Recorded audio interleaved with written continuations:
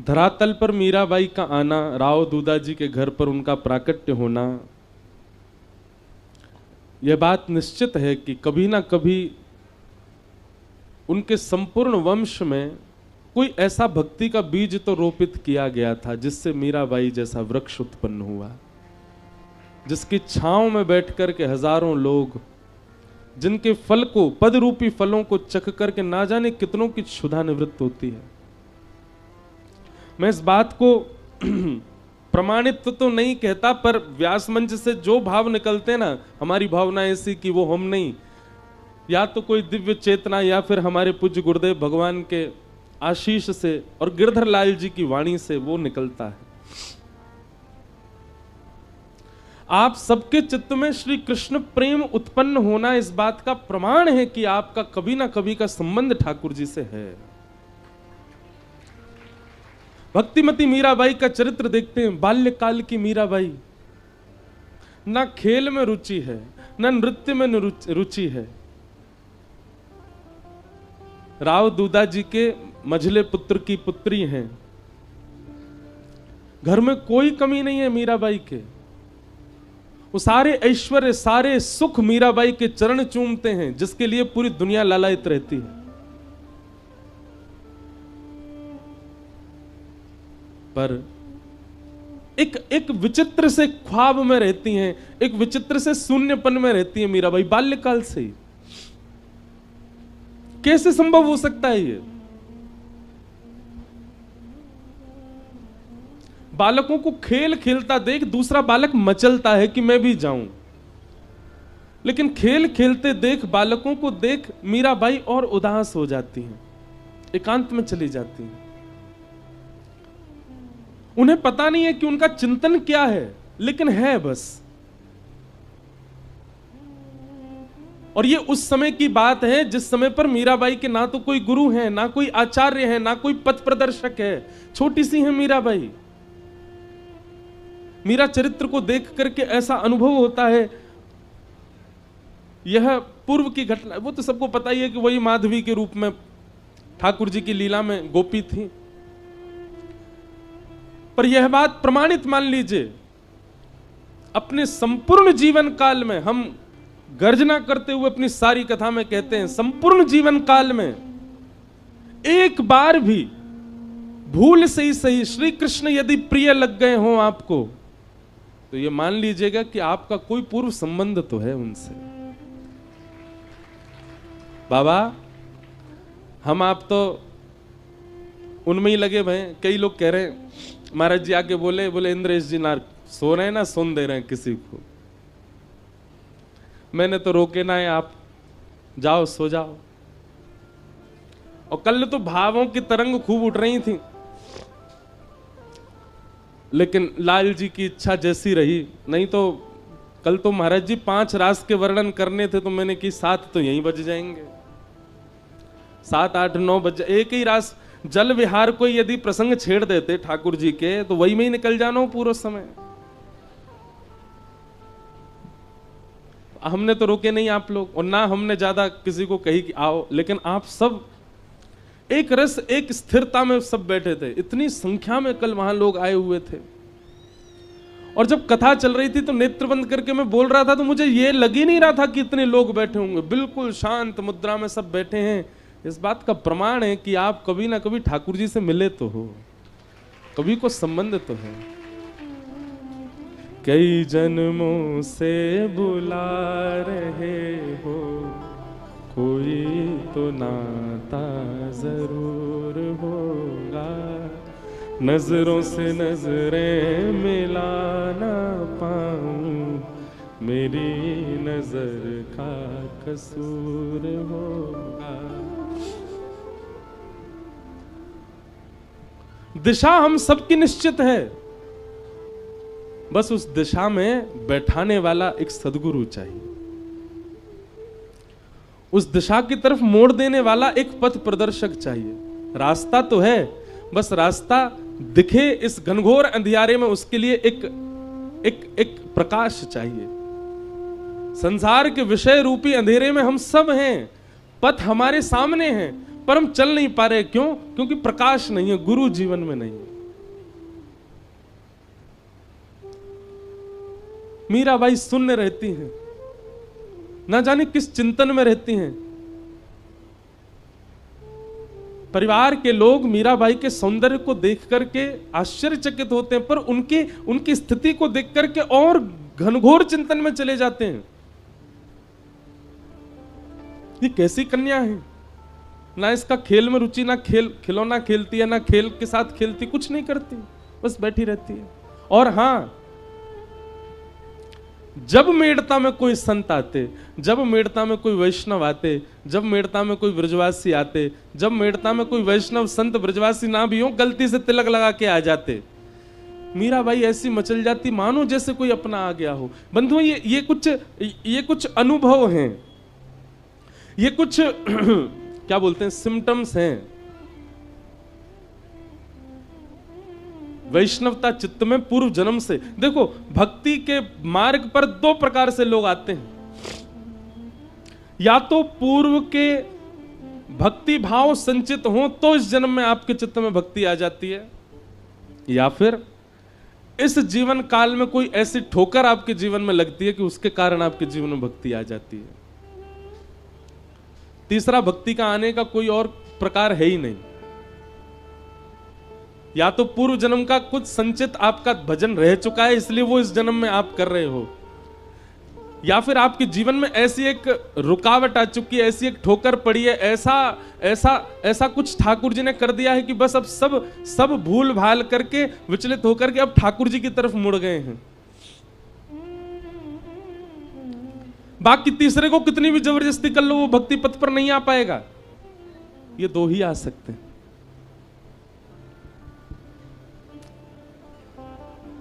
तो ये इस बात का प्रमाण है कि वैष्णव प्रिय लगते हैं,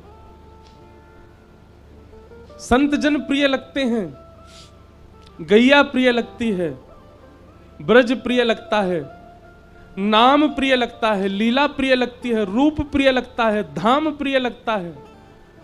तो इस बात का प्रमाण है कि ठाकुर जी को आप प्रिय लगते हो, इसीलिए वो प्रियता उत्पन्न हो रही है।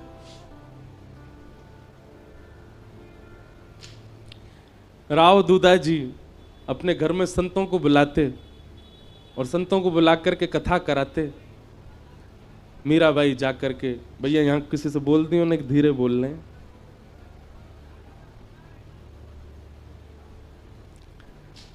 मीराबाई जाकर के उस कथा में ऐसे विराजमान हो जाती, अरे उत्तर मीमांसा पूर्व मीमांसा वेदों की ऋचाओं पर प्रवचन, जिनके प्रवचन सुनने के लिए इतनी गम्यता चाहिए, उन प्रवचनों को सबसे आगे बैठकर के मीराबाई एकांत चित्त नन्ही सी बालिका बैठकर के श्रवण करती।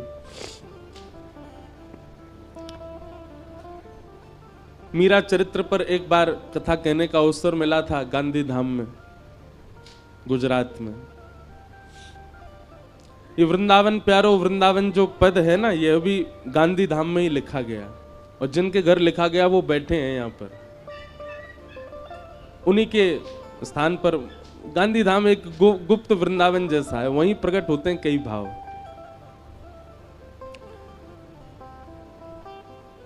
तो मीराबाई के प्रसंग में आता है कि जब जोशी जी कथा सुनाने के लिए आते थे तो मीराबाई सामने बैठ करके सुनती, और सुनते सुनते मीराबाई,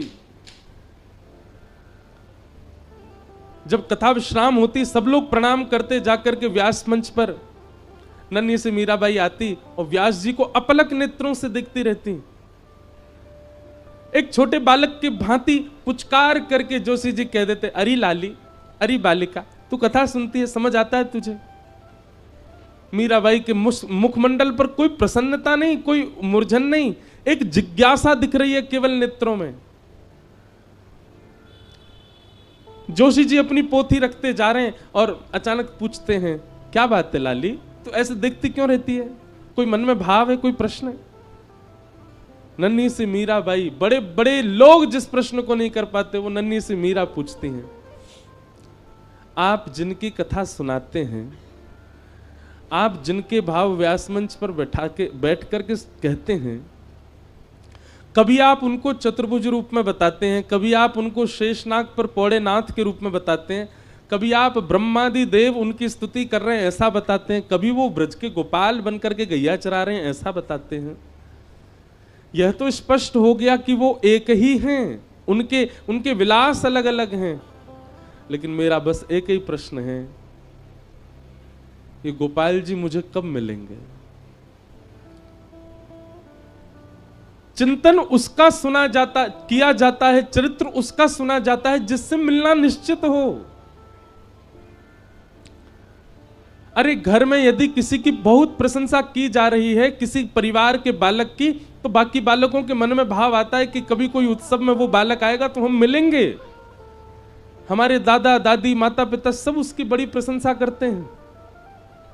आप नित्य आकर के यहां कथा सुनाते हैं, क्या आप मुझे यह बता सकते हैं जिनका चरित्र लीला आप वर्णन करते हो वो मुझे मिलेंगे? नन्ही सी मीराबाई के प्रश्न को सुनकर के जोशी जी स्तब्ध हो गए। बाल भाव से देख रहे हैं, पर मीराबाई के नेत्रों में प्राप्ति की जो प्यास है वो जोशी जी को स्पष्ट दिख रही है। जोशी जी ने मीराबाई के सिर पर हाथ फेर करके कहा, लाली, गुरु जीवन में आएंगे और वही तुमको ठाकुर जी के पास ले जाएंगे, वही तुमको ठाकुर जी दिलाएंगे।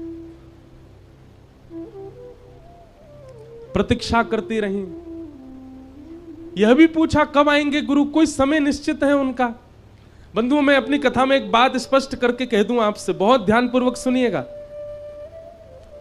वक्ता हजार हैं, वाणियां हजार हैं, लच्छेदार वाणियां अद्भुत हैं, पर आपके गुरु वही हैं जिनकी उपस्थिति, जिनका दर्शन, जिनके पथ से आपके चित्त में कृष्ण प्रेम पहले से अधिक बढ़ जाए। जिनकी उपस्थिति से, जिनकी वाणी से, जिनके कथन से, जिनके वचनों से, मैं हर कथा में कहता हूं व्यास प्रिय लग रहा है, यह उचित नहीं है। अरे हम बिचौलिया हैं, हम प्रिय नहीं लगने चाहिए। हमारे संकीर्तन करते हैं चित्र विचित्र महाराज, जब ठाकुर जी का यश गाते हैं तो ये प्रिय नहीं लगने चाहिए, इनके भावसों कुंज बिहारी प्रिय लगने चाहिए। पूनम दीदी जब नेत्र बंद करके गाती हैं तब श्री जी प्रिय लगनी चाहिए, ललिता विशाखा बरसाना प्रिय लगना चाहिए। गुरु वही है जिसकी उपस्थिति से आपको ठाकुर जी और प्रिय लगने लग जाए, ठाकुर जी और स्पष्ट होने लग जाएं।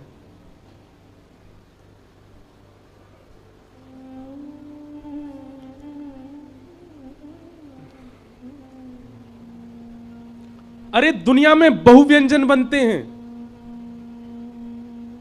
कहीं इटालियन बन रहा है, कहीं मैक्सिकन बन रहा है, कहीं पर साउथ इंडियन बन रहा है, कुछ बन रहा है, पर भोजन वो उचित जो आपके भूख को मिटाता हो। और कई बार नहीं, हर बार वह भोजन मां के हाथ की सामान्य रोटी और दाल ही होती है। भोजन अति विशिष्ट नहीं चाहिए, भूख मिटनी चाहिए। गुरु वह है गुरु वही जो हरि सो मिलावे, गुरु वही जो हरि की राह दिखा दे, और गुरु वही जो सब छड़ वृंदावन बसा दे, वही गुरु है। और क्षमा कीजिएगा, ऐसे गुरु आपके ढूंढने से नहीं मिलेंगे, ऐसे गुरु आपको ढूंढेंगे, उनकी वाणी आपको ढूंढेगी। और कैसे ढूंढेगी? निद्रा हो, सुसुप्ति हो, स्वप्न हो, स्नान हो, खान हो, चलना हो, डोलना हो, हंसना हो, रोना हो, हर स्थिति में उस गुरु के कोई वाक्य गूंजते रहेंगे चित्त में। उन गुरु का चिंतन आता रहेगा पुनश्च पुनः आपके चित्त में। घर में विवाह का प्रसंग है, सब नाच रहे हैं, गा रहे हैं, पर आपके चित्त में एक क्षण के लिए इस सब प्रसंग के बीच में भी आपके गुरु का उनका स्मरण हो गया, जिनसे आप वृंदावन मिलके आए थे। उनका स्मरण हो गया जिनकी बैठे बैठे आपने कथा सुन ली थी। रात्रि स्वप्न में या निद्रा में उनकी स्मृति हो रही है, जिनके वचनामृत सुनकर के आप अपनी तन की स्थिति भूल गए थे। घर में अत्यंत शोक का समय है, सब व्याकुल चिंतित हैं, पर उस बीच में भी उनके कोई वाक्य आपको याद आ गए और आप उसमें भी वही गुरु हैं। हमारे पूज्य पूनम दीदी के गुरुदेव सन्मुख विराज रहे हैं। महाराज जी आपको बार बार धन्यवाद, आपके श्री चरणन में बार बार प्रणाम करें सब लोग। आपकी कृपा से हमारे व्रज धाम को अखंड पूर्णिमा प्राप्त भई।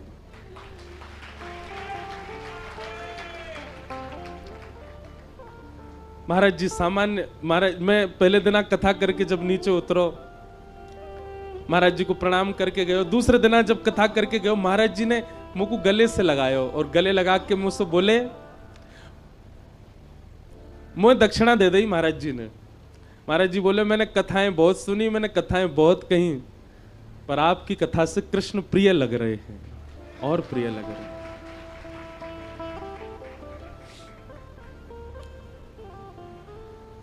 मेरा तो पहली बारी महाराज जी के दर्शन को सौभाग्य प्राप्त भयो। और पूज्य महाराज जी मुझको दीदी बता रही कि महाराज जी श्री जी के भाव के लिए खूब वो समय कैसे रहे होगा महाराज जी, जब किशोरी जी को प्रसन्न करने के लिए जब नृत्य करते होंगे, उनके सामने भाव गायो करते होंगे। महाराज जी के चरणन की नूपुर की जो ध्वनि हती, उनमें से एक ध्वनि श्री पूर्णिमा जी हमको प्राप्त भय गई। ऐसे हमारे पूज्य श्री महाराज जी को तो नाम अद्भुत है, पर आपको जो निकुंज को नाम है श्री रंगीली सखी पूज्य महाराज जी, आपने ही हमारी दीदी को ऐसा बैठा दियो कि अब इनको श्री जी दिखे सब जगह। हम दीदी की प्रशंसा नहीं कर रहे हैं उनके मुख पे, पर मैं आज आपसे भी कक्ष में कह रहा था कि ठाकुर जी ने अपने भक्तों के जितने लक्षण बताए वो सारे लक्षण दीदी में घटते हैं। ताली मत बजाओ, सुनो और ने ये प्रयास करो कि ये भाव हम में भी आवे। ठाकुर जी से किसी ने कहा आपकी महिमा तो सब बताते हैं, आपका रूप तो सब बताते हैं, आपके भक्तों का रूप आप बताओ। ठाकुर जी बोले सुनो, वाग्गदगदा द्रवते यस्य चित्तम रुदत्य भिक्षणं हसति क्वचित् विलज्ज उद्गायत नृत्यते च मद्भक्ति युक्तो भुवनम पुनातु। भगवान कह रहे हैं पहला लक्षण क्या है? बोलते बोलते बोलते जिसका गला रुक जाता हो। किसी ने पूछा क्या हो गया? श्री जी की कृपा की स्मृति आ गई, ठाकुर जी की कोई लीला याद आ गई, कंठ अवरुद्ध हो गया। भगवान कहते हैं बोलते बोलते जिसका गला भर आता हो, मेरे भक्त का पहला लक्षण। द्रवते यस्य चित्तम, जिसका चित्त मेरी लीला का कोई किंचित मात्र भाव कह दे, जिसका चित्त उसमें ही भर आता हो, मेरे भक्त का दूसरा लक्षण। और रुदत्य भिक्षणम,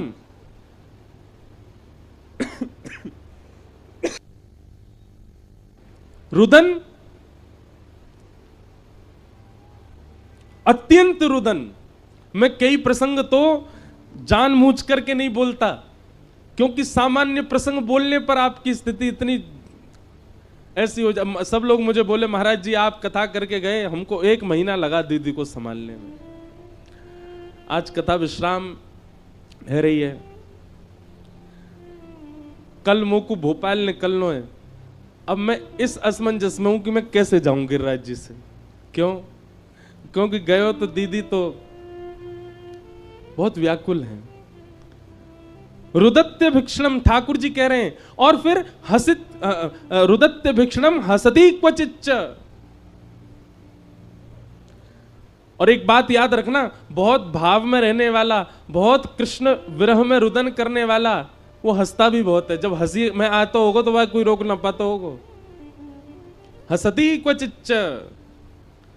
और तीसरा 1 2 3 4 लक्षण हो गए। 5वां लक्षण ठाकुर जी कह रहे हैं विलज्ज उद्गायत नृत्यते च। निर्लज्ज होकर के, विलज्ज होकर के जो मेरा संकीर्तन करता हो, और जब नृत्य करने पर आवे तो यह भी विचार ना करे कि कौन देख रहा है, कहां से मेरे वस्त्र उधर रहे हैं, कहां क्या मैं क्या नृत्य कर रहा हूं, मेरे रूप की भंगिमा कैसी बन रही है, मेरे केश खुल रहे हैं, ये सब विचार भी उसको ना होता हो। भगवान कहते हैं ये लक्षण जिसमें हूं मदभक्ति युक्त हो, वो मेरा भक्त है। और ये सारे लक्षण हमारी पूनम दीदी में दिखाई देते हैं। ये सब भाव है, और ये इन सब में इनका कोई बल नहीं है, इनकी कोई योग्यता नहीं है, इनकी कोई गम्यता नहीं है, सब कृपा इनके गुरुदेव की। इनके गुरुदेव प्रसन्न होकर के इनको देख लेते हैं, उसी से ही दीदी का इतना भाव बन जाता है। मीराबाई को भी यह प्रतीक्षा है कि मेरे गुरु कब आएंगे, और तभी आगमन हुआ आपके नगर में श्री रैदास जी का।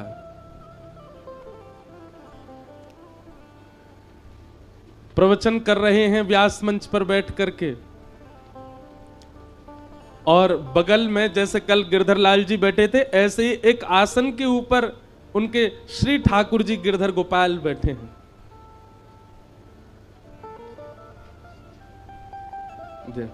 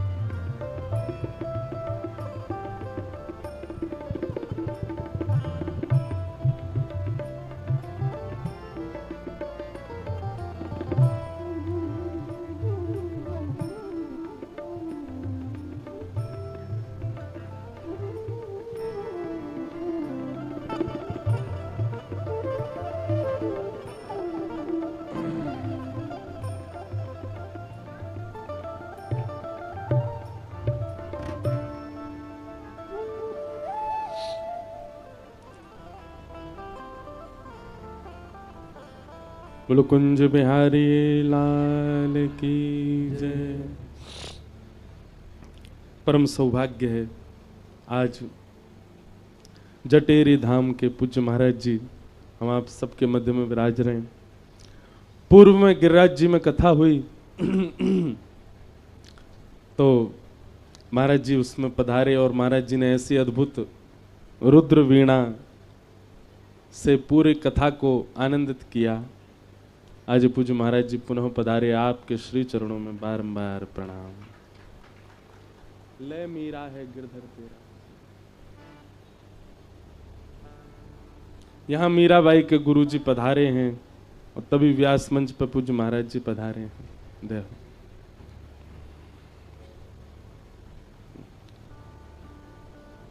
मुझ पहना दे महाराज जी।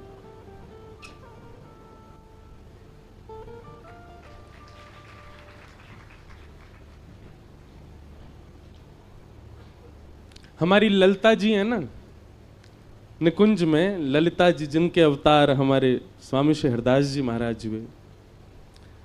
किशोरी जी की सखीन में ललिता जी बड़ी भोरी हैं, बहुत सीधी। किशोरी जी से वो ज्यादा भोरी हैं।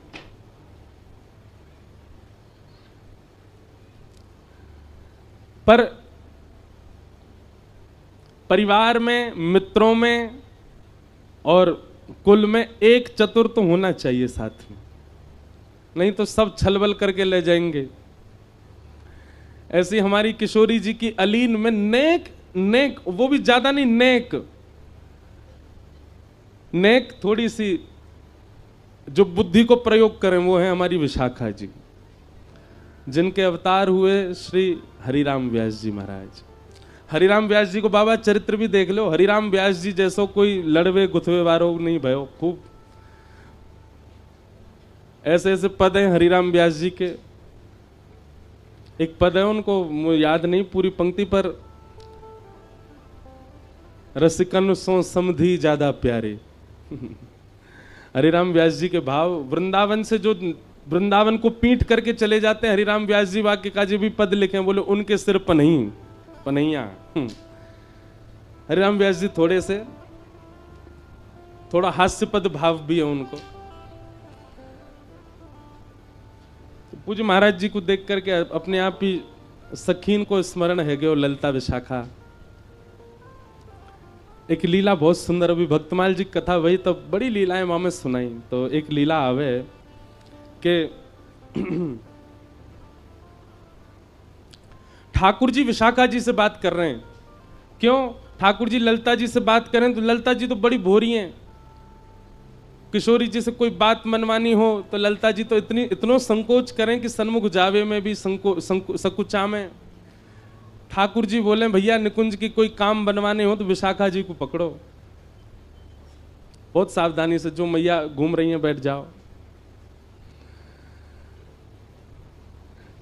ठाकुर जी बोले किशोरी जी से, विशाखा जी से, विशाखा जी श्री जी को ने समझाओ आप।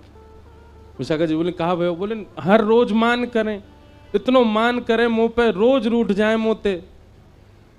अरे मैं इतनो लाड़ लो लाल अपने नंद यशोदा को, पलकन में रखे मोह को यशोदा मैया नंद बाबा। पूरे नंद भवन में सब मेरी आज्ञा ऐसो माने, लाला कहे और हम करें। ऐसो लाड़ चाव को जोड़ा में, ठाकुर जी अपनी स्थिति बता रहे हैं। पर निकुंज में आती ऐसो है जाऊं मेरी कोई कदर ही ना है। कितनों श्रृंगार करके आ जाऊं श्री जी तो नाराज है जाए। काय बात नाराज है गई है? बोले मैंने तो आज विचार किया कि आप नील वर्ण पहन के आओगे, आप पीत वर्ण कैसे पहने आए? ठाकुर जी बोले कई अब हर बार विचार मिले पर कभी कभी ना भी मिले, पर श्री जी तो मान कर लें। एक दिन श्री जी यह बात सो रूठ गई कि ये नीली मणि पहन के आए, वहां में कोई गोपी दिख रही है।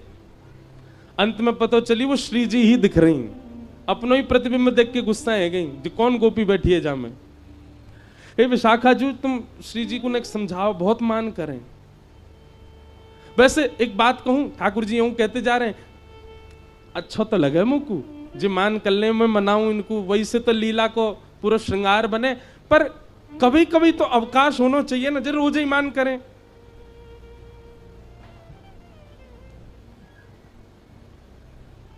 विशाखा जी बोली ठीक है, तो हम कुछ करेंगी। वो ठीक है।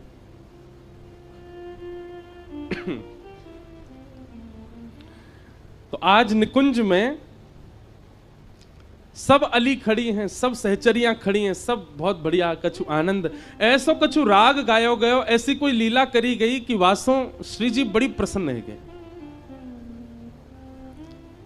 और इतनी प्रसन्न भाई, इतनी प्रसन्न है कि प्रसन्न है करके सेज पे बैठी बैठी श्री जी कहें आज तो भैया तुम सबरी कछु मांग ले, जो मांगोगी सो दूंगी। श्री जी की पहली बार ऐसी स्थिति ना है। श्री जी तो कभी भी ये कहते हैं कछु मांग लो, पर सखीन को स्वभाव है कि वो श्री जी से कभी कछु याचना ना करें, बस एक ही याचना करें कि सदा अपने श्री चरण कमले में किशोरी मोहे अपनी से कर लीजिए। हे श्यामाजू आप बस अपनी बना के रख लो, यही हमारी कामना, और हमें कुछ नहीं चाहिए। ललिता आदि सब सखियान ने आकर के प्रणाम करी, बोले हे श्यामाजू आप सदा राजी रहो, यही चाहिए। कोई कह रही आप सदा प्रसन्न रहो, यही चाहिए। आपके जितने आरते सब मुंह पे आ जाएं, यही चाहिए। आप सदा निकुंज में विराजमान रहो, ऐसे ही प्रसन्न बढ़ते रहो, आपको मोद प्रमोद नित्य प्रति बढ़ते रहो, यही चाहिए। विशाखा जी की बारी आई। विशाखा जी सामने आकर के बैठ गए। मांगो विशाखा, कहा चाहिए? बोले मांग लो। बोले हाँ। मुकरोगी तो नहीं? बोले नहीं। बोले वचन दो, जो मांगूंगी सो दोगी। श्री जी बोले देंगे। बोले आपके बगल में जो श्याम सुंदर बैठे हैं इनको हाथ पकड़ करके मेरे हाथ में दे दो, और ये सदा के लिए मेरे है जाएं, ऐसी कृपा मुंह पे कर दो। ये बात सुनकर के निकुंज की जितनी सखियां सब आश्चर्य में पड़ गईं, सब विशाखा जी को देखने लगी। ललिता जी कहने लगी अरे जी तू कहा कह रही? बोले आज बोलन दो मुक्कू, हर बार मैंने आप सबन की बात मानी, हर बार श्री जी के सामने नतमस्तक रही हूं, पर आज मैं अपने हृदय को उद्गार प्रकट कर रही हूं। निकुंज नायक को हाथ पकड़ करके मेरे हाथ में दे दो और सदा के लिए ये मेरे ही रहें, ऐसा वरदान श्री जी मुझको दे दो।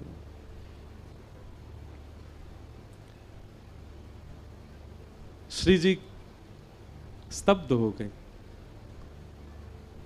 तुरंत अपने आसन से खड़ी है गई और बगल में विराज रहे श्याम सुंदर भी अपना हाथ खींच रहे हैं और विशाखा जी से कहने, अरे विशाखा जी ये सब करवे की थोड़ी कही मैंने, जी कहा कर रही हो आप? विशाखा जी बोली, तुम शांत रहो, तुम्हारी बात नहीं जी, मैं अपने मन के भाव कह रही हूं। किशोरी जी ने तुरंत हाथ पकड़ करके विशाखा जी के हाथ में दे दियो और विशाखा जी को उठा करके निकुंज के सिंहासन पर बिठा दियो और स्वयं चमर लेकर के डुराने लगी। क्यों? निकुंज नायक के बगल में जो उनकी बैठे वही निकुंज की नायिका है। ये दृश्य देख करके, यह छवि देख करके सब सखियां रुदन करने लगी। अरे विशाखा जी तू कैसी लीला कर रही है, तू कहां कर रही है, तू स्वामिनी जी को श्रम दे रही है। सब बोलते रहे पर विशाखा जी तुरंत बैठ गई ठाकुर जी को हाथ पकड़ के और जैसे ही सिंहासन पर बैठी, सिंहासन पर बैठ करके श्री जी की अदा में विशाखा जी बोल रही हैं, आज मैं अति प्रसन्न हूं, निकुंज की सब सखीन को कछु देनो चाहूं। सब सखियां नंबर से आ रही हैं, विशाखा जी सबको कछु ना कछु प्रदान करती जा रही हैं। चमर डोरा रही, श्री जी के हाथ पकड़े और के सन्मुख आई। सन्मुख आकर के श्री जी से कही, मैं आपसे बड़ी प्रसन्न हूं। अब निकुंज की नायिका बन गई ना, या हमारी याद तरीका के शब्द बोल रही हैं, मैं आपसे बड़ी प्रसन्न हूं। आपने प्रसन्न है करके जिनको मुंह को दान किया है, अब वो वस्तु मेरी है चुकी है। मतलब श्री कृष्ण को दान आपने मुंह को किया, अब ये मेरी वस्तु है और इस समय मैं निकुंज की नायिका हूं, तो या भाव सो मैं अपनी वस्तु आपको प्रदान कर रही हूं। सदा इनको ध्यान रखियो, कभी कोई आंच इनके ऊपर नहीं आवे। और मेरी आपसे एक ही इच्छा है, कहा मेरी वस्तु जो मैं आपको प्रदान कर रही हूं, इन पर कभी मान मत करियो। मेरी वस्तु है, मेरी वस्तु पे आप मान कैसे कर सको?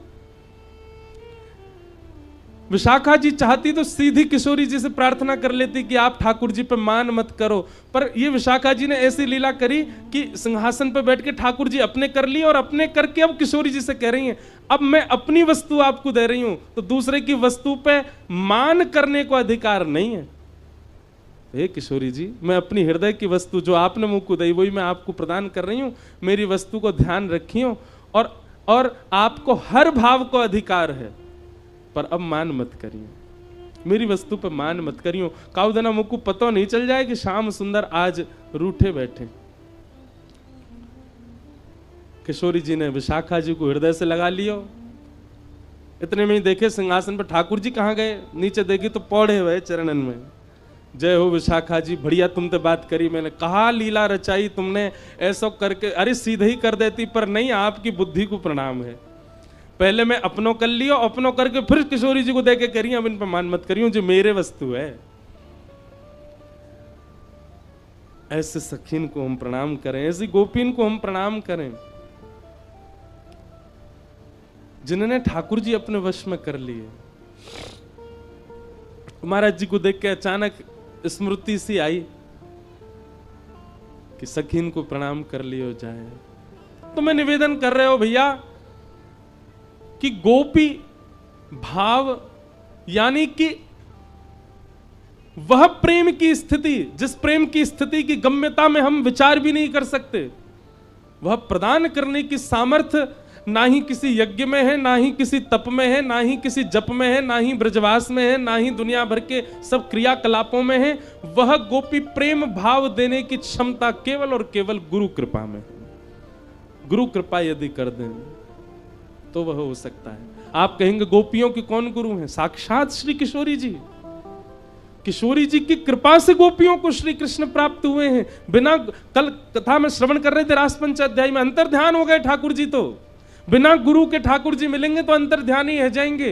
तब गुरु शरण में जानो पड़ेगा और गुरु कृपा करके कछु ऐसा करवाएंगे, कछु ऐसी योजना बनाएंगे। अरे गुरु सामान्य से सामान्य नियम बता दे, वाकू भी अपने सिरोधार्य करके पालन करो। किशोरी जी की कृपा से गोपीन को ठाकुर जी प्राप्त भये। रैदास आए और आकर के कथा श्रवण करा रहे थे। मीराबाई सामने बैठ करके श्रवण कर रही हैं और तभी दृष्टि पड़ी बगल में विराज रहे ठाकुर जी के ऊपर।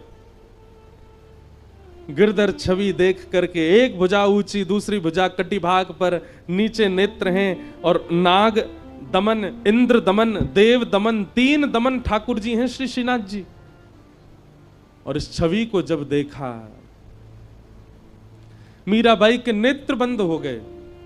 कथा में बैठे बैठे मानो पूर्ण स्मृति उनके हृदय में जागृत हो गई। सब ब्रजवासी 56 भोग बना रहे हैं, अपनी अपनी बैलगाड़ी में धारण करके गिरिराज जी पर लेकर के जा रहे हैं और इन्हीं ब्रजवासी में एक गोपी माधवी भी जा रही है।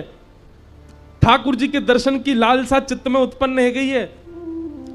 इंद्र ने मेघमालान की वर्षा करके ऐसी मूसलाधार बारिश करी कि श्री ठाकुर जी ने अपनी दोनों भुजाओं से गिरिराज जी उठा करके अपने बाम हस्त की कन्या उंगली पर धारण कर लिए।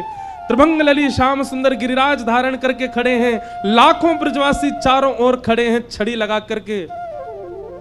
तभी माधवी के मन में भाव आयो कि मैं दर्शन तो करूं या गिरधर छवि को। जैसे ही सन्मुख गई हैं, नेत्रों में पानी आ गया, ओझल हो गए। ठाकुर जी दिखाई नहीं दे रहे मीराबाई को, माधवी को। ये सब मीराबाई को चिंतन हो रहा है और चिंतन करती करती सामने बैठी हुई नन्ही सी मीरा रुदन कर रही है।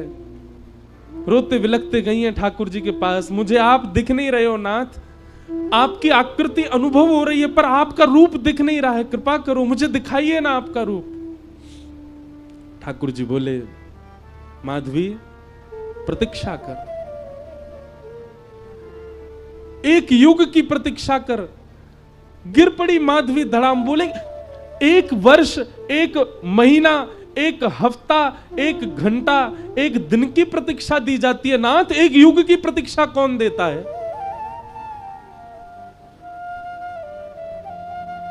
ठाकुर जी कह रहे हैं, जितनो ताप, जितनो संताप, जितनो विरह, जितनी व्याकुलता, उतना प्रेम प्रगाढ़। कलयुग में मैं अन्य गोपियन से नहीं मिलूंगा, या युग में मैं 3.25 साढ़े 3 करोड़ गोपियन के संग रास विहार करूंगा। पर कलयुग में तो एक ही गोपी आवेगी और वही से रास विहार करूंगा, वो होगी तू। वाके काजे 3.5 करोड़ गोपियन को विरह तू को सहनो पड़ेगा।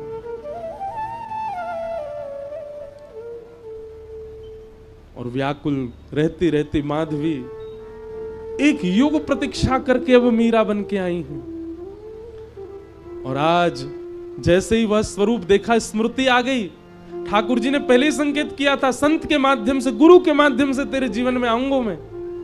मेरे रूप को देखते ही तो को पूर्व जन्म की सबरी स्मृति है जाएंगी। दौड़ करके गई मीरा, देख नहीं रही है रैदास जी को, बस चरण पकड़ रही है, देख वहीं रही है ठाकुर जी की ओर और कह रही है, नाथ ये मेरे गोपाल जी हैं, ये मेरे ठाकुर जी हैं। सब लोग अचंभित हो गए परिवार के, ये क्या हो रहा है? और मीराबाई बस कुछ भी बोले जा रही है। इनने गिरिराज जी उठा लिए, अरे बाम हस्त की कन्या उंगली पर उठा लिए, सब छड़ी लेकर के खड़े। मैंने इनसे प्रार्थना करी, मुंह को दिख जाओ, नहीं दिखे मुंह को। एक युग की प्रतीक्षा करवाई है इनने। मैं मटकी भरवे गई, वो चाय वे आ गए मेरे सामने, मेरे समान लंबे है गए। इनके सखासु मेरो ब्याह भयो, पालकी में घुस गए मेरी में। कैसी दुर्भाग्यशालिनी में मेरे सामने बैठ करके मुझसे कह रहे अपना रूप दिखा दे, मैंने नहीं दिखायो। बहुत वर्षन की प्रतीक्षा के बाद मेरे जीवन में आए हैं। आपसे आज्ञा लेना चाहूं, इनको मुकु दे दो। आज मुझे किसी ने यह प्रश्न भी पूछा है, अब यह भी एक संयोग है कि उसने यही प्रश्न किया कि किसी और के सेवा के ठाकुर जी मुझे इतने भार हैं, किसी और की सेवा के ठाकुर जी मुझे इतने प्रिय लग रहे हैं, मैं क्या करूं महाराज जी? उनसे मांगूं, उनसे कहूं तो कोई अपने ठाकुर जी कैसे दे? पर उनके ठाकुर जी स्वप्न में आते हैं, उनके ठाकुर जी चिंतन में आते हैं। हमारी बात बहुत ध्यान से सुनो, इस लीला से यह स्पष्ट हो जाएगा। ठाकुर जी अर्चक के देने से नहीं आएंगे, ठाकुर जी अपनी इच्छा से आएंगे। गोपाल भट्ट गोस्वामी के ठाकुर जी कितने करोड़ों लोगों के हृदय के सम्राट बने बैठे, राधा रमन लाल। स्वामी श्री हरदास जी के हृदय के ठाकुर जी कुंज बिहारी लाल कितने करोड़ों हृदय के सम्राट बने बैठे।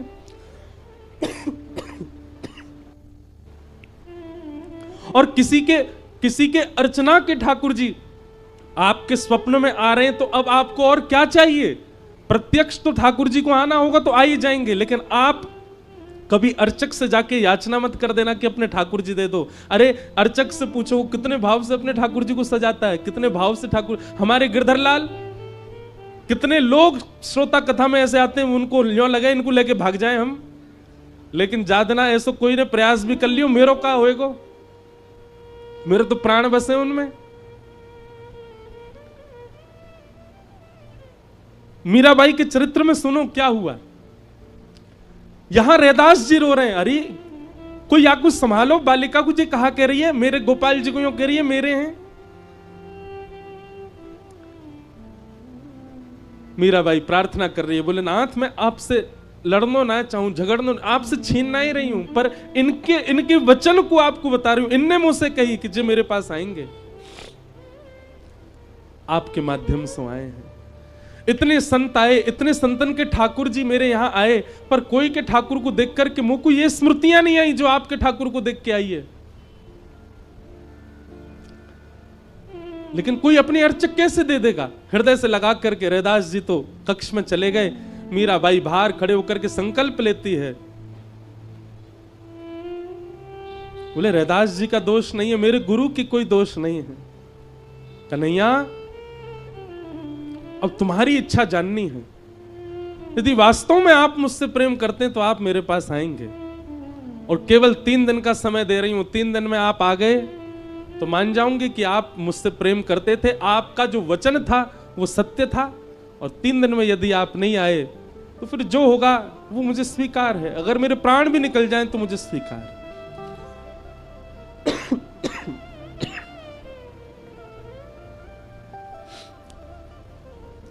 3 दिन तक अनशन करके पड़ी है मीराबाई नन्ही सी। और रैदास जी की सेवा में क्या हो रहा है, बार बार सेवा करते करते कभी वंशी जी गिर जाती हैं, कभी मुकुट उतर जाता है, कभी मालाएं गिरने लगती हैं। रैदास जी भी मनी मन संकुचित हो रहे हैं और ठाकुर जी से कह रहे हैं, लाल जी कहीं ऐसा तो नहीं कि आपकी भी इच्छा है उस बालिका के पास जाने की? रात्रि में शयन कराया ठाकुर जी को, ठाकुर जी स्वप्न में प्रकट हो गए रैदास जी के, और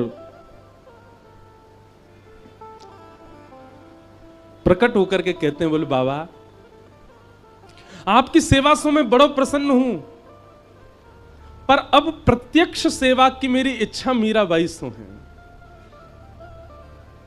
आप कृपा करेंगे तो या विश्व को या जगत को एक प्रेम की ध्वजा प्राप्त होगी। रही बात आपकी, तो मैं आपके चित्त में सदा रहूंगा, जब जब नेत्र बंद करोगे तब तब मेरा प्रत्यक्ष दर्शन करोगे। पर अभी मैं आपसे चाहूं कि आप अपनी सेवा अब मीरा को प्रदान करो।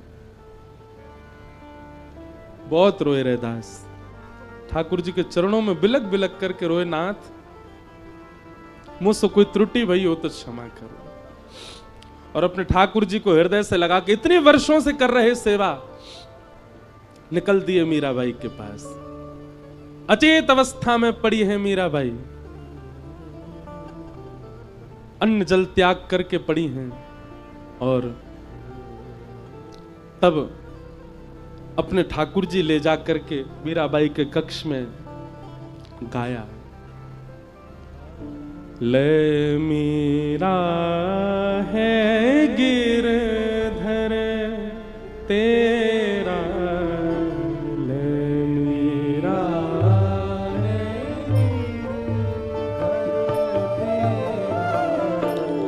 ले मीरा है गिरधर तेरा, यह मीरा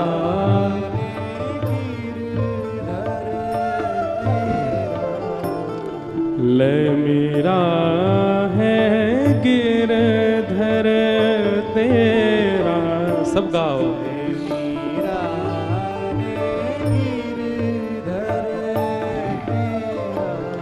सेवा पूर्ण भई अब मेरी, सेवा पूर्ण भई अब मेरी, सेवा पूरी भई अब मेरी, सेवा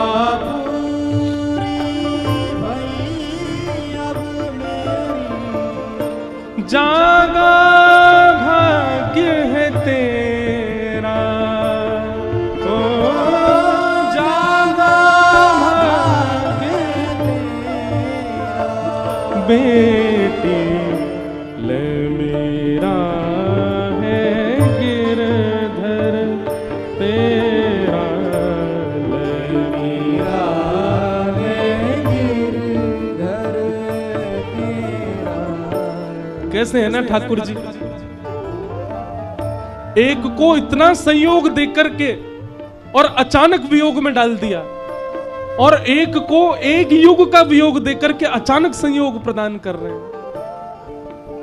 इसीलिए तो प्रणय गीत में गोपियां कहती है, मैवं विभोर हति भवान गति तुम नृशंसम संत्यज्य सर्व विषयां स्तव पाद मूलम। नाथ, आप नहीं समझ पाओगे भक्त कितनी पीड़ा में जाकर के आपको प्राप्त करता है।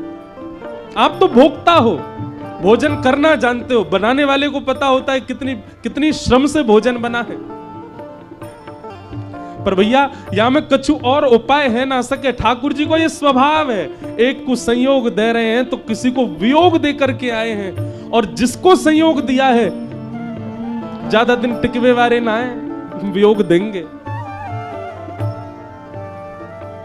मेरा कहने का आश्रय ऐसा नहीं कि ठाकुर जी चले जाएंगे, वियोग किसी भी रूप में दे सकते हैं। जरूरी नहीं है कि पास रहने वाले का सदैव संयोग, कई बार पास रहने वाले का भी वियोग रहता है चित्त में।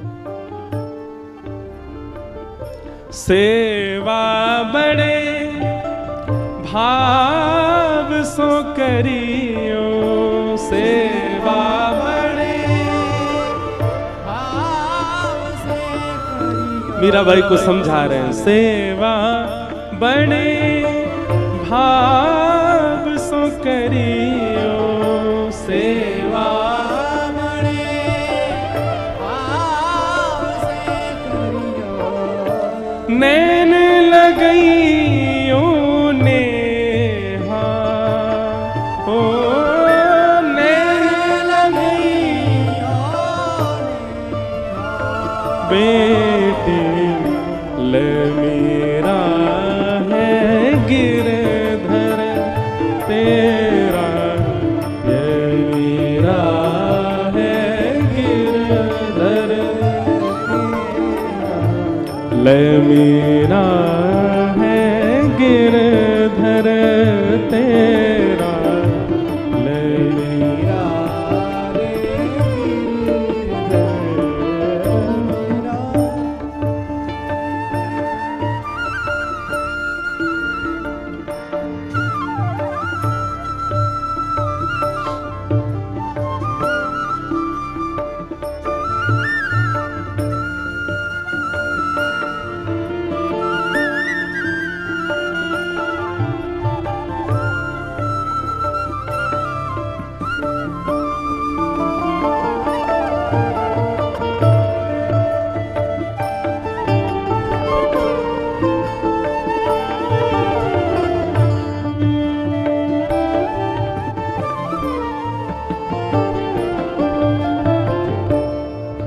मीराबाई जैसे ही लाल जी को हाथ में लिया नृत्य करने लगे। एक ही कक्ष में, एक ही छत के नीचे संयोग वियोग एक साथ दिखाई दे रहे हैं। मीराबाई नाच रही है और श्री रैदास जी बस अपने नेत्र बंद करके अविरल अश्रुधार बहा रहे हैं, रुदन कर रहे हैं। तभी मीराबाई को थोड़ा मन में भाव उत्पन्न हुआ, संभालने के लिए गई थोड़ा उनके पास में, बोले बाबा आप इतना रो मत, आप इतने व्याकुल मत हो, मैं सह लूंगी विरह वेदना, मैं पीड़ा सह लूंगी, पर आप ऐसे मत रहो।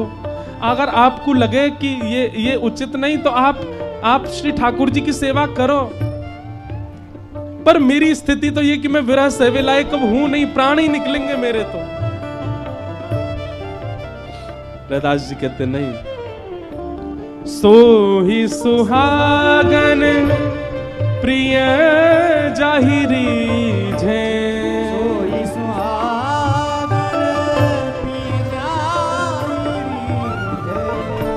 सो ही सुहागन प्रिय जाहिरी झे,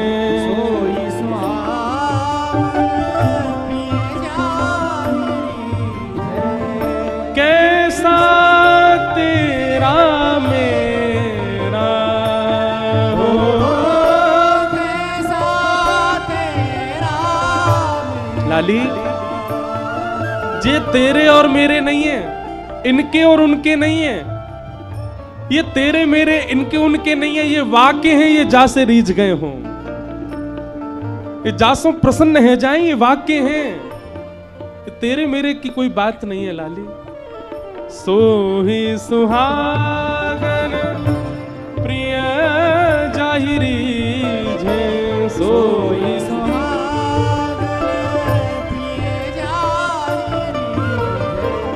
कैसा तेरा मेरा हो, कैसा तेरा मेरा, बेटे मेरा है गिरधर तेरा मेरा,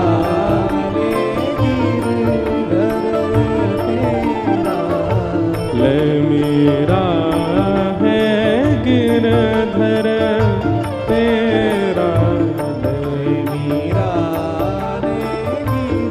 सेवा बड़े भाव सो करियो, सेवा बड़े भाव से करियो, सेवा बड़े भाव सो करियो, सेवा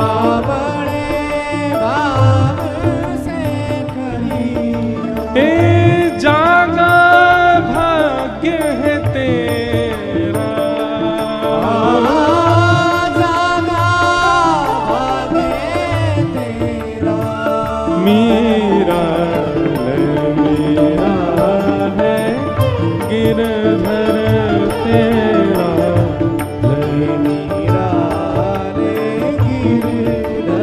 गिरधर तेरा, मेरा गिरधर तेरा,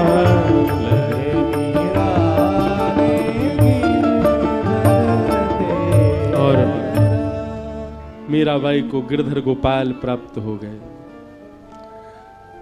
रैदास जी ने केवल ठाकुर जी देख के हाथ झाड़ लिए नहीं, सेवा समझाई, प्रेम समझाया, भाव समझाया।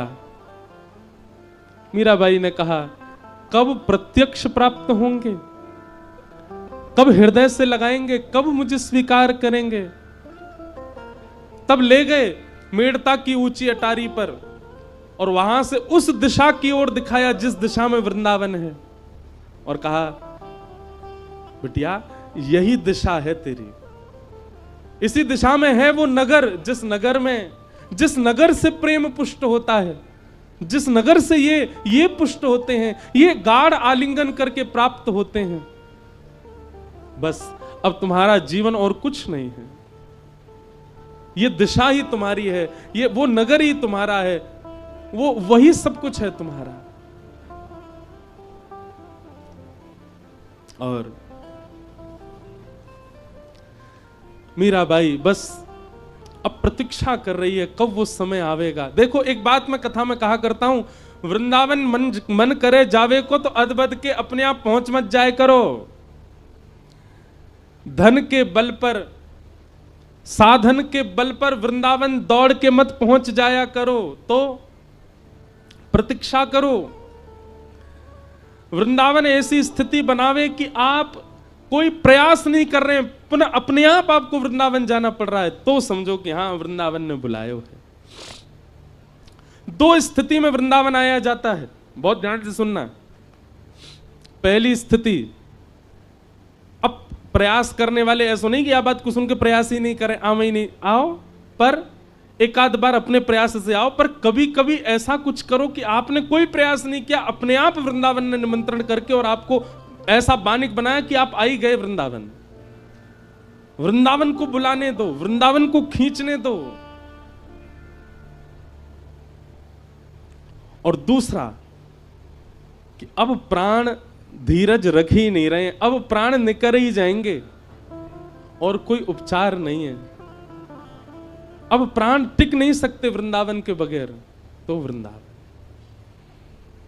मीराबाई नहीं आई वृंदावन, कितने वर्षों बाद, हां गाया खूब वृंदावन को, भजा खूब वृंदावन को।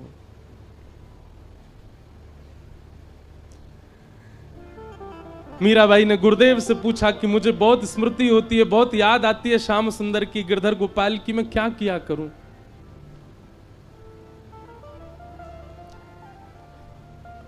गुरुदेव ने कहा मेड़ता से कोई ना कोई वृंदावन जाता रहता है। मीराबाई, वृंदावन से आने वाले, वृंदावन को जाने वाले जो भी हों, उनकी तहकीकात करवाया करो। तुम राजघराने की पुत्री हो, इतना तो तुम कर ही सकती हो, वृंदावन से कौन आया ये परिचय तुमको हो जाए, और वृंदावन को कौन जा रहा है ये तुमको पता चल जाए, उसके माध्यम से वृंदावन पत्र भिजवाया करो। मेरे को बहुत प्रिय लगता है मीराबाई का ये पद। मीराबाई से किसी ने कहा तो पत्र भेजती हो आप ठाकुर जी को? बंधुओं, जब कभी ठाकुर जी की बहुत याद आ, एक चीज करना प्रारंभ कर दो। जितने भी वैष्णव हैं जिनको ठाकुर जी का स्मरण होता है, ठाकुर जी की स्मृति स्वप्न में आती है या भाव में आती है, एक डायरी लिखो, उसमें लिखते रहा करो अपने भाव ठाकुर जी के प्रति। आपने स्वप्न में क्या देखा, आप ब्रजमंडल गए, वहां क्या अनुभव किया, आपने कथा से क्या अनुभूति की, इन सबको एक जगह, और याद रहे एक बार को धन को सामान्य अलमारी में धर देना, पर उस डायरी को इतनी गोपनीय जगह रखना किसी के हाथ ना पड़े। मीराबाई ने लिखा, सूरदास ने लिखा, जयदेव महाप्रभु ने लिखा, हितरवंश महाप्रभु ने लिखा, स्वामी श्री हरदास जी महाराज ने लिखा। जिसने भी श्याम सुंदर को पाया उसने दो काम किए हैं, लिखा है और गाया है। बिना गाए बिना लिखे श्याम सुंदर किसी को मिले हो, एक नाम मुझे बता दो आप, जिसको भी ठाकुर जी मिले उसने गाया भी है और उसने लिखा भी है।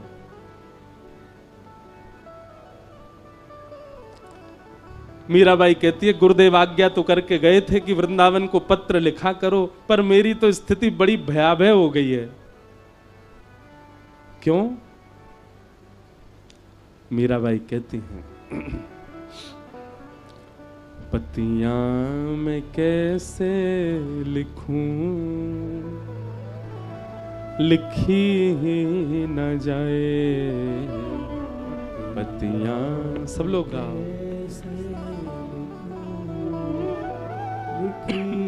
आज भाव तो नहीं था मेरा, मैं तो वेणु गीत पर बोलने का मन करके आया था, पर पता नहीं क्यों यहाँ बैठते ही पुनः याद आ गई कि आज मीराबाई का जन्मोत्सव है। अपने आप मीराबाई प्रकट होती जा रही हैं।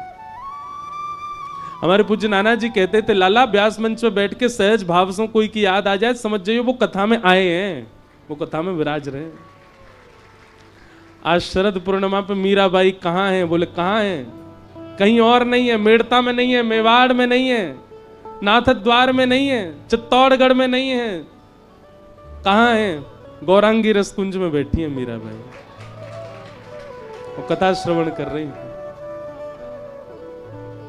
पतियां मैं कैसे लिखूं, लिखी ही न जाए पतियां।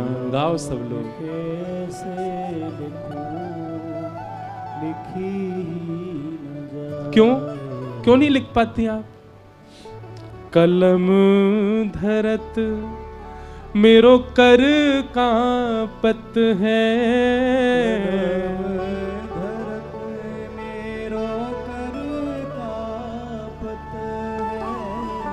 कलम धरत मेरो कर कांपत है,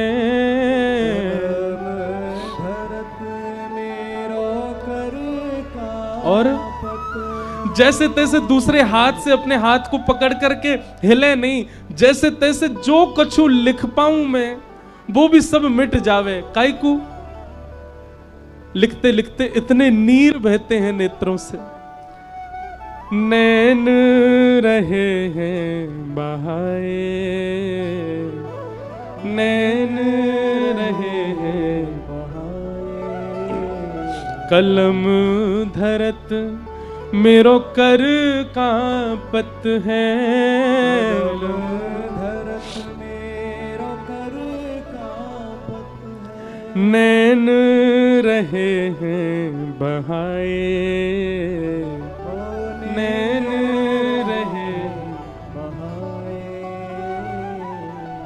पत्तियां मैं कैसे लिखूं, लिखी ही न जाए, पत्तियां मैं कैसे लिखूं, लिखी ही न जाए। और एक भाव और है मीराबाई का, पता है? वृंदावन से आने वाला और वृंदावन को जाने वाला जो भी आता था मेड़ता में, मीराबाई उसको एक ही नाम से पुकारती थी, क्या? अरे मारा उद्धव आ गया, मेरा उद्धव आ गया, मेरे उद्धव जी आ गए। अपना पत्र लेकर के जाती, पत्र में कुछ भी नहीं लिखा है, सब ऐसे स्याही पे जल डाल दो पूरा फैल जाता, ऐसे पत्र होते थे मीराबाई के। एक बार किसी ने कहा, बोले मीराबाई आपके पत्र हम वृंदावन ले तो जाते, उसमें कुछ समझ तो आता नहीं है। मीराबाई बोली, सारी कलम बह गई है, इतने अश्रु निकल गए हैं, जिसके लिए पत्र लिखा है उसको पत्र की स्थिति देख के ही समझ में आ जाएगा कि मेरी प्रीत कैसी है। कानूड़ो सुजाने मारी प्रीत, कानूड़ो सुजाने मारी प्रीत।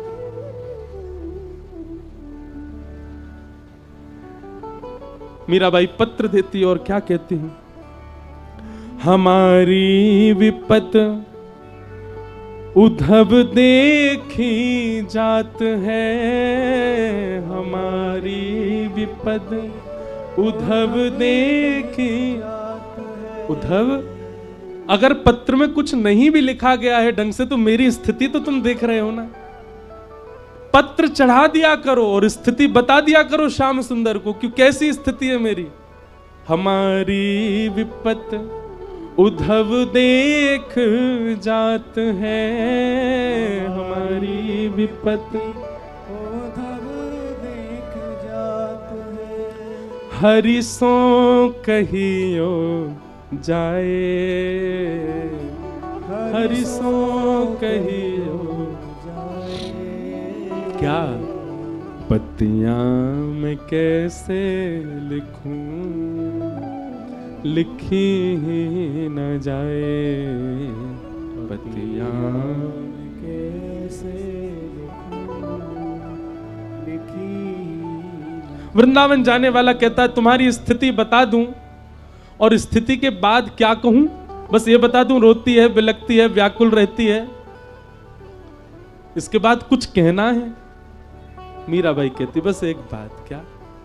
मीरा कहे प्रभु गिरधर नागर, मीरा कहे प्रभु गिरधर नागर, मीरा कहे प्रभु गिरधर नागर, मीरा कहे प्रभु गिरधर। बस एक बात, चरण कमल रहु छाए, चरण कमल रहु छाए। सीधी बात है, नहीं रहना अब कहीं और, प्राण हमारा वहां बसत, प्राण हमारा वहां बसत है। यहाँ तो खाली खो यहाँ तो खाने को। मात पिता परिवार सोई है, मात पिता परिवार सोई है, मात पिता जीवन आधार वही है, मात पिता जीवन आधार वही है। कहिए तिनका तोड़ भला, कहिए तिनका तो हो मैं बैरागन होंगे, मैं बैरागन होंगी। पतियाँ मैं कैसे लिखूं, लिखी ही न जाए, पतियाँ मैं कैसे लिखूं, लिखी न जाए। एक दिन पूरे मेड़ता में ढोल बज रहे थे, नगाड़े बज रहे थे, सहनाइयां बज रही थीं, घर में नए नए मिष्ठान बनाए जा रहे थे। मीराबाई अपने ठाकुर की सेवा करके जब देखती हैं चारों ओर इतनी साज सज्जे सजावट चल रही है, किसी से पूछती हैं क्या हो रहा है। तब किसी ने कहा, अरे मीरा, राजस्थान के सबसे बड़े राजघराने की बहू बनने जा रही हो तुम। मेवाड़ के राजा राजभोज आज तुम्हें देखने के लिए आ रहे हैं। बहुत रोई मीराबाई, अपनी मां से मना किया, पिताजी से मना किया, परिवार वालों से मना किया। मैं केवल गिरधर की हूं, आप मेरी स्थिति समझिए। मैं संसार के सामान्य संबंधों में नहीं बंध सकती। संसार के संबंध जिस लिए होते हैं वो मुझसे नहीं हो पाएंगे, मैं उसके लिए नहीं हूं। आप गलत करेंगे, मेरे साथ नहीं, मेरे साथ कुछ गलत नहीं होगा, मेरे साथ तो ठाकुर जी हैं, पर गलत होगा उस व्यक्ति के साथ जिससे आप मेरा विवाह करेंगे। वो जिस आश से मुझे ब्याहना चाहते हैं वो आशा मैं पूरी नहीं कर सकती। वो परिवार जिस आश से एक बहू को लाना चाहता है वो सब क्रिया मेरे से संभव नहीं होंगी। पर कोई नहीं समझ रहा है मीराबाई को। राजा भोज के साथ वार्ता हुई मीराबाई। मीराबाई ने सब स्पष्ट कर दिया, क्षमा करें पर मेरा परिवार नहीं मान रहा है, पर मैं आपके लायक नहीं हूं। जो एक सामान्य कन्या के गुण होते हैं वो मुझ में नहीं है। एक पत्नी व्रत पातिव्रता धर्म क्या होता है ये मैं नहीं कर पाऊंगी। मैं पत्नी व्रता पातिव्रत हूं, पर गिरधर की, मैं सामान्य किसी व्यक्ति की नहीं हो सकती। क्षमा करें आप मुझे। बंधुओं, राजा भोज की जो बात है ना वो बहुत सुंदर है। थोड़ी देर मौन रहे, मीराबाई को देखते रहे और देखते देखते उन्होंने कहा, मैं आपको एक बात कहना चाहता हूं। हाँ, प्रसंग ऐसा आता है कि मीराबाई ने कहा, आप जाकर के सबको मना कर दीजिएगा कि ये संबंध आपको स्वीकार नहीं है। राजा भोज बोले ठीक है। जैसे ही सब के मध्य में गए, मीराबाई सुन रही थी ये मना कर देंगे, पर राजा भोज ने जाकर के सबसे कह दिया, मेरी बात हो गई मीरा से, उनकी सारी शर्तें मुझे मंजूर हैं और मैं उनसे विवाह करने को तैयार हूं। मीराबाई सुनकर के स्तब्ध हो गई, ये कैसे व्यक्ति अपने पैर पे अपने आप कुल्हाड़ी मार रहे हैं। मीराबाई ने फिर कहा, मैं आपसे कुछ चर्चा करना चाहती हूं। कहा, मैं आपको सब सत्य बता चुकी हूं, फिर भी आपको विवाह करना है। तब राजा भोज कहते हैं, जैसे आप संसारी संबंध में मेरे साथ नहीं रहना चाहती, मैं भी इस नाते से आपको नहीं स्वीकार कर रहा हूं, तो फिर आपने विवाह के लिए क्यों कह दिया। भोजराज कहते हैं,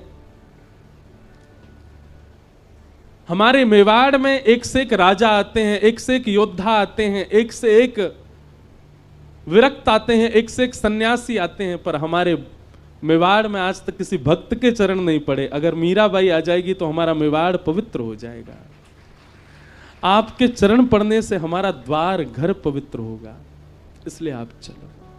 मुझे आपकी सब बातें मंजूर हैं, पर इसी बहाने सही आप स्वीकार करो। मीराबाई ने कोई उत्तर नहीं दिया, चली गई वहां से।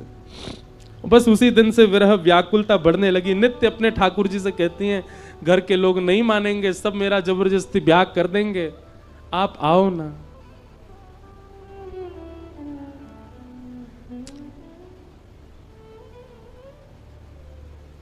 विवाह से ठीक एक रात्रि पहले मीराबाई बिलक बिलक करके रो रही हैं ठाकुर जी के आगे। जड़ बने कब तक रहोगे? नहीं सुनाई देती क्या मेरी बात आपको? मेरा ब्याह हो जाएगा सुबह। मैं तन को योग्य नहीं मानती, पर कम से कम मेरी आत्मा तो स्वीकार कर लीजिए, मेरे मेरे मेरे चित्त को तो स्वीकार कर लीजिए।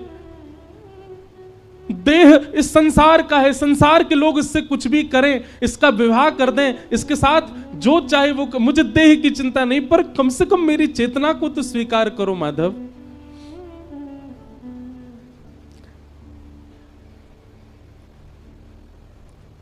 रोते रोते ठाकुर जी के चरणों में सो गई मीराबाई। और जब प्रातः काल उठी हैं और मीराबाई की मां ने जैसे ही प्रवेश किया उनके कक्ष में, तो क्या देखती हैं कि जो शादी का जोड़ा मीराबाई के लिए बनवाया था वो तो एक जगह टंगा हुआ है। एक नवीन वस्त्र पहने हैं, नवीन शादी का जोड़ा मीराबाई ने पहना हुआ है, हाथों में मेहंदी रची हुई है, आंखों में सुंदर काजल लगा है, गले में मंगलसूत्र आदि गहने पहने हुए हैं, पैरों में पाजेब, बिछिया और महावर सब लगा है, मांग में सिंदूर भरा हुआ है, और मीराबाई अचेत अवस्था में गिरधर के चरणों में पड़ी। यह वो पोशाक नहीं है जो मीराबाई के लिए बनवाई गई थी, यह तो कोई अत्याद्भुत पोशाक है, ऐसी पोशाक कोई बना नहीं सकता। चेतना में लाया मीराबाई को उनकी मां ने और कहा, मीरा तू कहां गई थी? ये क्या करके आई है? ये कैसा श्रृंगार किया? तेरे मांग में सिंदूर किसने भरा? तेरे हाथ किसने रच दिए? ये पांव में पाजेब किसने पहना दी? ये बिछिया कब पहन कर, और ये जोड़ा कहां से पहन करके आई है? मीराबाई के नेत्र नहीं खुल रहे हैं और अश्रु बहने लगे। प्रसन्न हो गई, अपनी मां को हृदय से लगाया।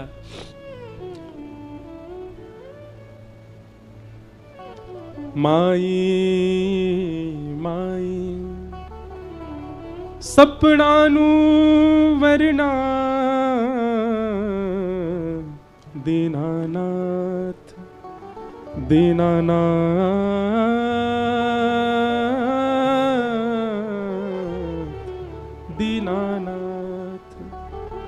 मां, कल मेरा विवाह हो गया, मेरा विवाह हो गया, दीनानाथ आए मुझसे विवाह करके गए। मां, तू पागल है मीरा, क्या बोलती है? कैसे विवाह हो जाएगा? तुझे सोता छोड़ के गई हूं यहां पर, तू निकली भी नहीं है, बाहर से किवाड़ लगी थी। ये तेरा सब पागलपन है, अपने आप मांग में सिंदूर भर लिया है, अपने आप। अच्छा मां, तो आप ऐसा जोड़ा कहीं और से बनवा के ला सकती हो मेरे लिए? क्योंकि इस जोड़े को कोई सामान्य व्यक्ति नहीं लेकर के आया, साक्षात द्वारिकाधीश मेरे लिए लेकर के आए थे। अच्छा, किसी ने देखा तेरा ब्याह होते हुए? कोई साक्षी देगा तेरे ब्याह की? मीराबाई कहती हैं, दुनिया के ब्याह की साक्षी 100 लोग दे देंगे, दुनिया की ब्याह की साक्षी 500 लोग दे देंगे, मेरे ब्याह की साक्षी तो 56 करोड़ देवता देंगे। 56 कोटा जना पधारा, 56 करोड़ बराती आए थे। मां, एक सुंदर विवाह का पूरा बारात आ रही थी, 56 करोड़, उसमें सब देवी देवता नृत्य कर रहे थे। महादेव, ब्रह्मा, रुद्र, सनकादि आदि सब नृत्य करते आ रहे थे मैया। ऐसे ऐसे गाजे बाजे बज रहे थे जो हमने कभी सुने नहीं, जो हमने कभी देखे नहीं। ऐसी ऐसी ध्वनि प्रकट हो रही थी, ऐसे ऐसे स्वर थे मां, जिनके सुंदर शब्द से मानो रोम रोम पुलकित प्रफुल्लित हो रहा था। मां, 56 कोटा जना पधारा, और दुल्हो श्री ब्रजनाथ।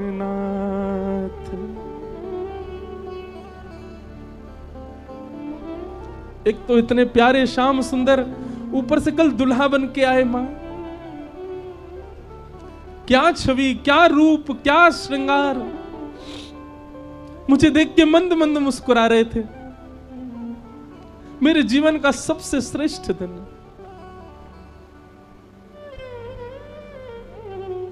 छपन कोटा जड़ा पधारया, दुल्हो श्री ब्रजनाथ। माई माई सपनानु वरना, दीनानाथ दीनानाथ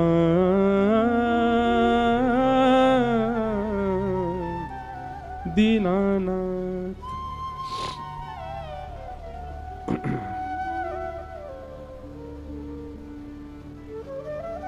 मीराबाई का विवाह तो हो चुका है, लेकिन मां ने चरणों में प्रणाम किया और प्रणाम करके बोली, हमारी लाज बचा ले मीरा। द्वार पर बारात आ गई है मेवाड़ से, जल्दी स्नान कर, सब मिटा और आजा विवाह के मंडप में। मीराबाई ने अब हट नहीं की। क्यों? क्योंकि अब उनको सब स्वीकार था। क्योंकि अब जो भी ये करेंगे वो मेरे देह का है, मेरी आत्मा तो कृष्ण ने वरण कर ली है। आज मीराबाई को वो प्राप्त हो गया जिसके लिए वो एक युग से प्रतीक्षा कर रही थी। और मीराबाई ने ब्याह किया, अपने माता पिता की प्रसन्नता के लिए ब्याह किया। और फिर विवाह करके पूरी लीला सब मीराबाई की मेवाड़ में हुई। वहां पर भी कई प्रसंग प्रकल्प मीराबाई के सब बताए सुनाए जाते हैं। ऐसी भक्तिमती मीराबाई का आज जन्मोत्सव है। उन्हें हम बारंबार प्रणाम करते हैं, बारंबार वंदन करते हैं। और इस विषय में मुझे जाना नहीं है, क्योंकि कईयों की स्थिति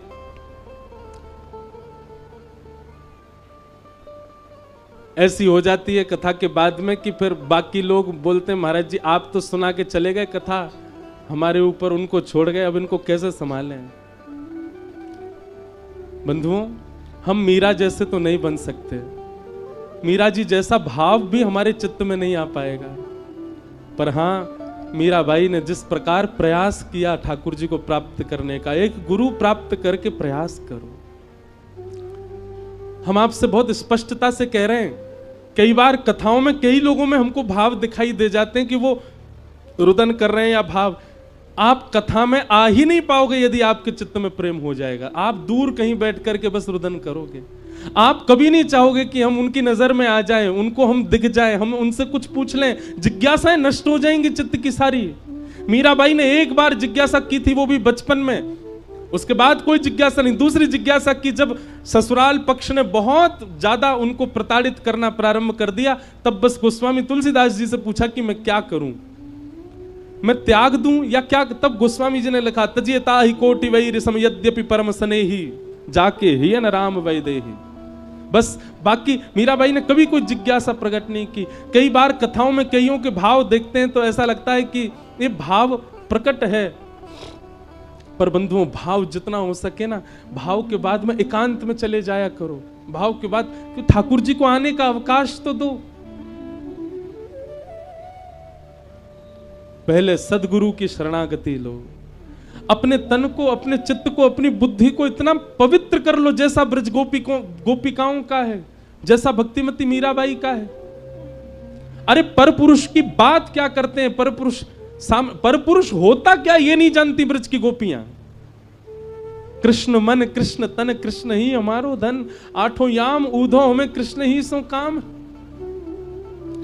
अरे कहां तक कहें, कोई और पुरुष रूप में दिखता नहीं गोपियों को, सब गोपी दिखती हैं, पुरुष केवल श्याम सुंदर। ऐसे ऐसे शुद्ध चित्त के हैं हम, ऐसी स्थिति है हमारी, बनेगी गुरु कृपा से, श्री जी की कृपा से।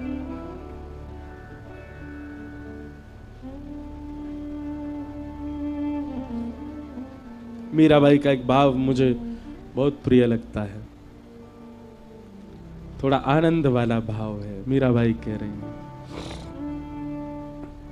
गिरधर जन्म मरण रासा थी, गिरधर जन्म मरण रासा थी, गिरधर जन्म मरण रासा थी, गिरधर जन्म मरण रासा थी।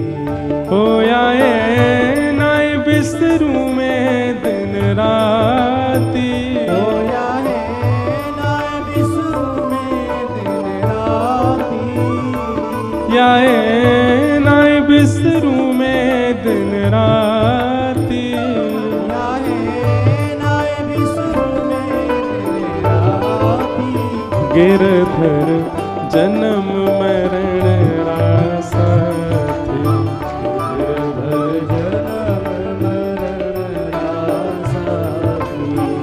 गिरधर जन्म मरण रासा थी।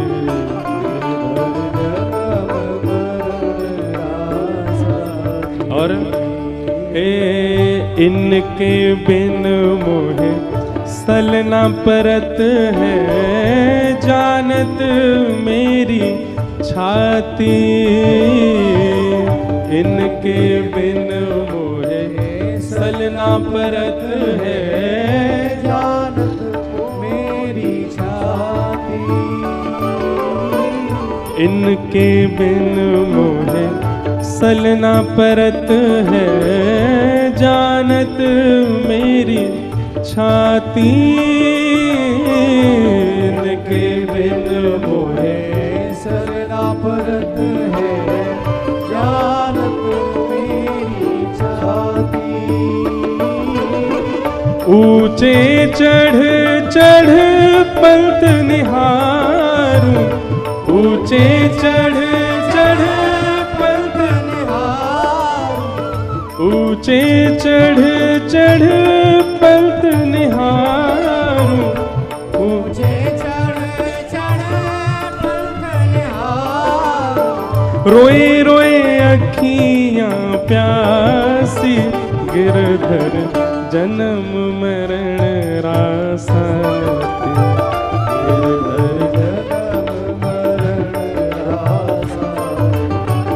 गिरधर जन्म मरण रासा थी। करताल बजा के गाओ भक्तिमती मीराबाई की, गिरधर गोपाल की।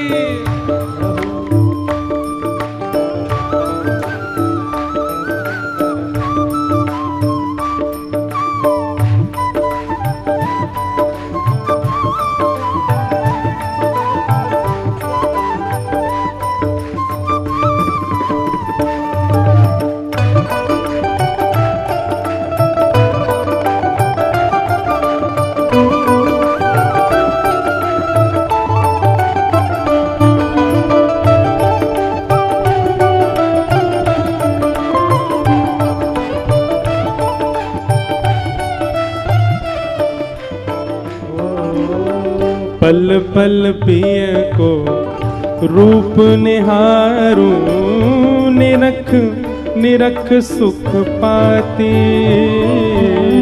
पल पल पिय को रूप निहारूं, निरख निरख सुख पाती, पल पल पिय को रूप निहारूं, निरख निरख सुख पाती, पल पल पिय को रूप निहारूं, निरख निरख सुख पाती। दोय कर जोड़ा रज करूं छो, दोय कर जोड़ा रज करूं, दोय कर जोड़ा रज करूं छो, दोय कर जोड़ा रज करूं। सुन ली जो मारी बाती, गिरधर जन्म मरण रासा।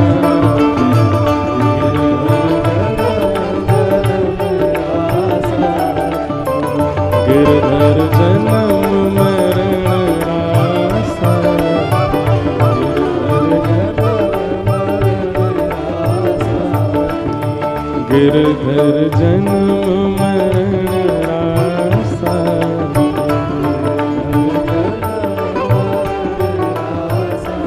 आज मुझे तो पता ही नहीं लगी, हमारे राधा रमण लाल जी के परम सेवक श्री पद्मनाभ गोस्वामी जी पधारे, उनको भी बारंबार प्रणाम। मीराबाई के भाव हैं। अंतिम पंक्ति में मीराबाई क्या कह रहे हैं, सब गाना। यह संसार सकल जग झूठा, झूठा कुल नाता। यह संसार सकल जग झूठा, झूठा कुल नाता। यह संसार सकल जग झूठा, झूठा कुल नाता। संसार सकल जग झूठा, झूठा कुल नाता। मीरा के प्रभु गिरधर नागर, मीरा के प्रभु गिरधर नागर। मीरा के प्रभु नटवर नागर। मीरा के प्रभु नटवर नागर। हरि चरणा चितराच गिरधर जन्म मरण रासा। गिरधर गिरधर जन्म मरण रासा।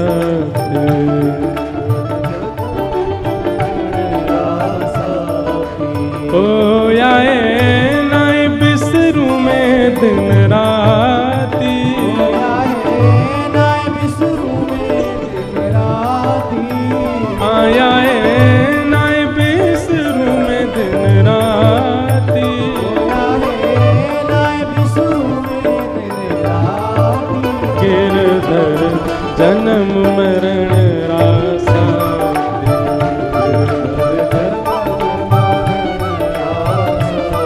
गोविंद मेरो है, गोपाल मेरो है।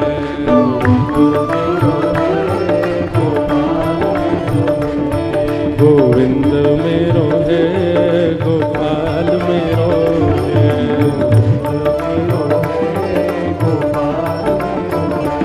प्यारो कुंज बिहारी नंदलाल मेरो है।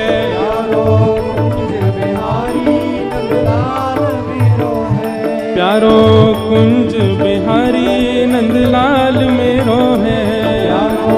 कुंज बिहारी नंदलाल मेरो है। राधा रमण बिहारी नंदलाल मेरो है।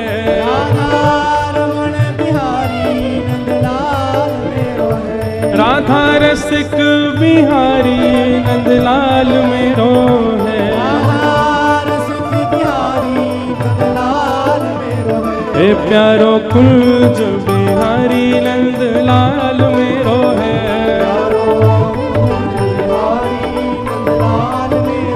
देखो कई लोग बहुत भाव में आ गए, विशेष रूप से तो हमारी दीदी। इतने व्याकुलता की बात नहीं है। आज कथा विश्राम है रही है, फिर से रंग जमेगो श्री गिरिराज जी की तलेटी में। और 2 जून से लेकर के 8 जून तक 2025 में, और नामकरण कितना बढ़िया रखो है हमारे चित्र विचित्र बाबा ने, वृंदावन रसिक रस कथा। वाह, श्री गिरिराज जी में फिर से मिलन होएगो। आज है 17 अक्टूबर, नवंबर, दिसंबर, जनवरी, फरवरी, मार्च, अप्रैल, ये तो ज्यादा से है गए। वो तो लगी यहीं तक खत्म है। कितने? नवंबर, दिसंबर, जनवरी, फरवरी, मार्च, अप्रैल, मई, बस 6 महीना हो रहे। यूं निकल जाएंगे, यूं पता ही नहीं चलेगी। और फिर से गिरिराज जी में मिलना होएगा। श्री कुंज बिहारी, श्यामा प्यारी कुंज बिहारी, फिर से मिलेंगे रसिक शरणम में। और हमारे श्री रसिक बिहारी ठाकुर जी के सन्मुख सप्त दिवसीय श्री वृंदावन रसिक रस कथा को भाव होएगो। भागवत जी को केंद्र में लेकर के वृंदावन रसिकन की चर्चा करेंगे। दोनों भुजा उठा करके भाव से गाओ। हे गोविंद मेरो है, गोपाल मेरो है,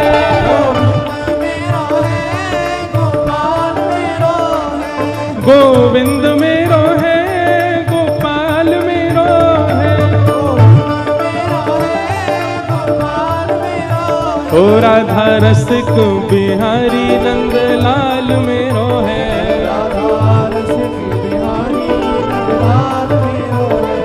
राधा रसिक बिहारी नंद लाल मेरो है,